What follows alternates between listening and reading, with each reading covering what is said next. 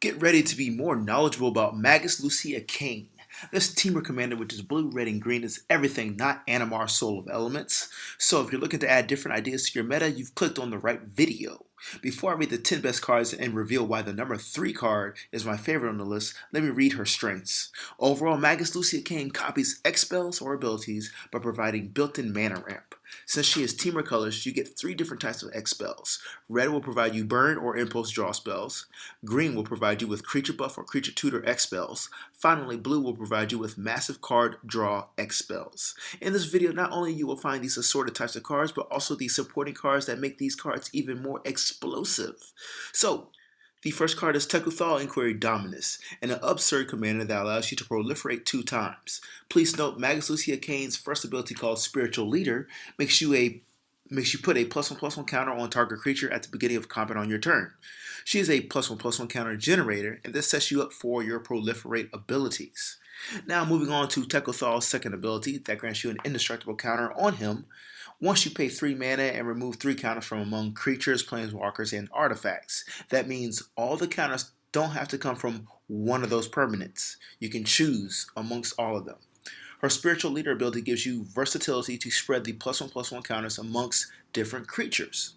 So Tekuthal will require a third spell or ability that does the proliferating action, but keep in mind, Magus is still a +1/+1 counter generator. Next up we have Tyvar's Stand. Here's a Haymaker green creature buff X spell. You have 2 options with this card. First, you can deal game-ending commander damage, or 2, protect a specific creature. Your first option, which is dealing game-ending commander damage, is enhanced by Magus Lucea Kane's second ability called Psychic Stimulus. This does 2 things.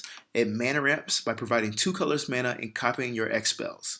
With Tyvar Stand, your creature will get buff XX, but copy that spell with Tyvar and you essentially double the damage. You can pay a total of 3 mana and 1 being for the green to do 4 damage and make your creature indestructible and hexproof. That's just the low end. Actually, you do a total of 6 damage with the copy spell. What's even more satisfying is the amount of mana you actually paid to cast the spell. You net +2 in mana, and don't forget you have green in her guild, so probably you can add an extra mana through mana rocks or mana dorks, without ever using your mana base, keeping you free to play other spells to do more damage or protect yourself. Here's my favorite card, number 3. We have Evolutionary Escalation. Warning, this card is not for the weak-minded. It's for those who are gamblers. You will be adding 3 +1/+1 counters to your creature and an opponent's creature. Please note, you have Magus on the battlefield and you can add additional +1/+1 counter, so you'll always be up at least 1. If you are in a proliferate theme, you can add more counters to your creature. Don't forget, proliferate allows you to add counters to other permanents as well. So if you are in a group hug theme, you can add another +1/+1 counter to your opponent's creature, making them an equally powerful threat for your other opponents to deal with. You can use this as an advantage to put the attention on another player or even considering teaming up. Green Sun's Twilight. This is an altered version of Tooth and Nail as an X spell. For its maximum potential, you can copy this card and make sure X is 5 or greater to put a total of 4 permanents on the battlefield from the X cards revealed. They will be 2 creatures and 2 lands. So if X is 5 and you paid a total of 6 mana to look at the top 10 cards of your deck and place them at the bottom of your library afterwards.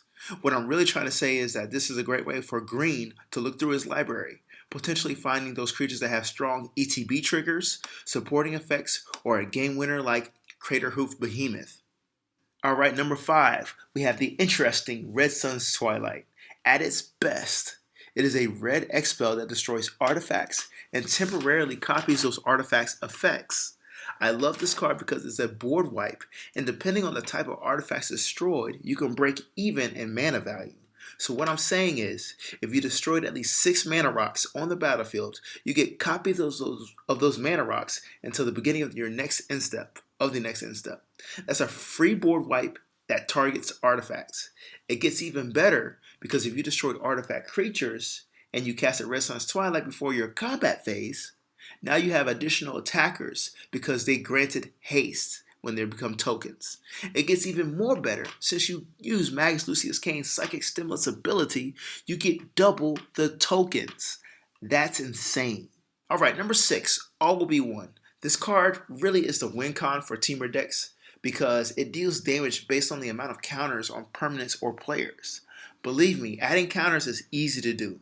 I originally thought of Lightning Helix as a win con, but back to the synergy it provides with Magus, it's kind of mediocre. But most decks with Magus will have a proliferate theme or ability somewhere, and being able to dish out additional damage to an opponent, creature, or planeswalker is clutch. Solphim Mayhem Dominus is another win con for Temur decks.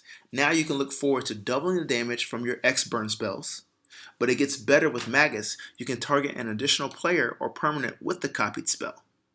Continue with the Dominus theme of adding indestructible counters. Solphim requires you to discard 2 cards. That's super easy to do with blue because card draw is its strength.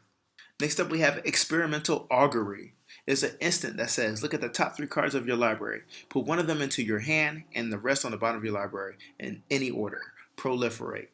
Most likely you're going to use this for its proliferate ability. An instant spell that proliferates, that is a must add in Temur decks or the proliferate theme. Next up we have Sigil of Distinction. I may have said it wrong. Sigil.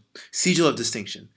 I need you to imagine 2 artifact equipments for the price of 1 that can buff your creatures with unlimited power and 0 equip cost.